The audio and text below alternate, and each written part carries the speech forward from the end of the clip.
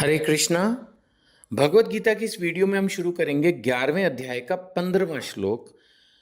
अब अर्जुन जी क्या रिएक्शन दे रहे हैं वो हमें पढ़ना है।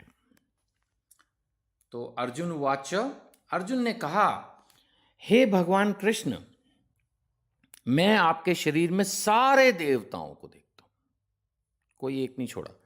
मैं आपके शरीर में सारे देवताओं और अन्य विविध जीवों को एकत्र देख रहा हूं, एक जगह। तभी तो भगवान ने कहा समस्त योनिषु कौन्तेय अहम बीज प्रदय पिता। जितनी भी योनियां हैं उनको मैं ही बीज दे रहा हूं। भगवान ने अनेक बार कहा जितने भी ब्रह्मांड है सब, तो सब एक ही जगह दिख रहे हैं, है ना। तो मैं आपके शरीर में सारे देवताओं और विविध जीवों को एकत्र देख रहा हूं। मैं कमल पर आसीन ब्रह्मा जी, शिव जी और समस्त ऋषियों एवं दिव्य सर्पों को देख रहा हूं। सारे ऋषि, ब्रह्मा, विष्णु, महेश सब एक ही तो हैं।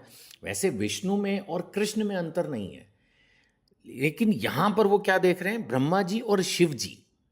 विष्णु तो एक तरह से वो रूप ही उन्होंने अपना विष्णु वाला रूप बनाया, एक तरह से आप ये कह सकते हैं। भगवान कृष्ण ने एक तरह से विष्णु वाला रूप दिखाया, विराट रूप, जिसमें उनको ब्रह्मा जी और शिव जी भी दिखे, सारे ऋषि भी, समस्त ऋषि दिव्य सर्पों को देख रहा हूं। आगे चल के 16वें श्लोक में वो क्या कह रहे हैं।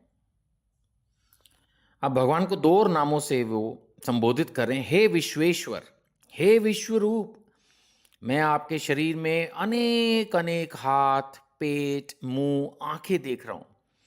सर्वत्र फैले हैं, अंत नहीं है। आपका न अंत दिखता है, न मध्य, न आदि। नेचुरली जब भगवान ने विराट रूप दिखाया है तो उनका आदि अंत कहाँ ही दिखेगा अर्जुन जी को।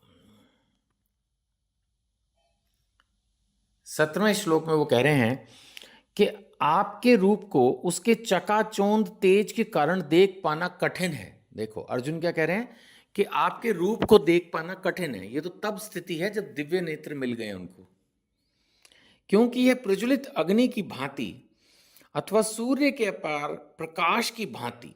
दो एग्जाम्पल दे दिए कि कितना तेज है, चकाचौंध तेज। कि प्रज्वलित अग्नि, जैसे आपने देखा होगा, हम कभी कभार, बहुत छोटा एग्जाम्पल ले रहा हूँ, कि वो जो अग्नि होली में जलती है या लोहड़ी पर जलती है, हम कई बार उसके भी एकदम पास नहीं खड़े हो पाते या देखकर आंखें जो हैं डगमगाती हैं, जबकि वो कितनी छोटी सी अग्नि होती है ना। तो यहाँ वो एग्जाम्पल ले रहे हैं प्रज्वलित अग्नि की भांति, और सूर्य की तरफ तो आंख उठा के देखना कितना मुश्किल होता है। अथवा सूर्य के अपार प्रकाश की भांति चारों ओर फैल रहा है, तो भी मैं इस तेजो में रूप को सर्वत्र देख रहा हूं, और अनेक मुकुटों, गदाओं और चक्रों से विभूषित है। मैंने कहा ना, भगवान ने इस समय एक तरह से विष्णु रूप धारण किया, क्योंकि विष्णु रूप में ही गदा और चक्र भगवान धारण करते हैं। तो इसीलिए वो कह रहे हैं कि मैं इस तेजो में रूप को सर्वत्र देख रहा हूं, और अनेक मुकुटों, गदाओं और चक्रों से ये विभूषित है। एक श्लोक और लेंगे, 18वां श्लोक। यहां वो कह रहे हैं भगवान को कि आप परम आद्य ज्ञेय वस्तु हैं, है ना। इंग्लिश में अगर हम इसको देखें भगवत गीता में, तो यहां पर लिखा है you are the supreme primal objective. Primal objective यानी कि आप ही मुख्य है, मतलब होता है ना सर्वोपरि, सबसे पहले, प्राइमल, सबसे पहले, सबसे इंपॉर्टेंट, सबसे महत्वपूर्ण आप ही हो। तो यही बता रहे हैं कि आप परम आद्य ज्ञेय वस्तु हैं, आप इस ब्रह्मांड के परम आधार हैं, यानी आप ही पर ये पूरा ब्रह्मांड टिका है। आप अव्यय तथा पुराण पुरुष हैं, ठीक है। भगवान को कह रहे हैं कि आप अव्यय और पुराण पुरुष हैं। अब इसको हम इंग्लिश में अगर पढ़ें तो इसमें लिखा है इन एग्जॉस्टिबल एंड ओल्डेस्ट। तो पुराण का मतलब हो गया सबसे पुराने, यानी शुरुआत से शुरुआत में चले जाएं तो आपने ही इस पूरी दुनिया की शुरुआत की है, ओल्डेस्ट पुराण। और अव्यय का मतलब इनएग्जॉस्टिबल, जैसे हम सब हैं, थक भी जाते हैं, खत्म भी हो जाते हैं। हे भगवान, ना तो आप कभी थकते हैं, ना आप कभी खत्म होते हैं।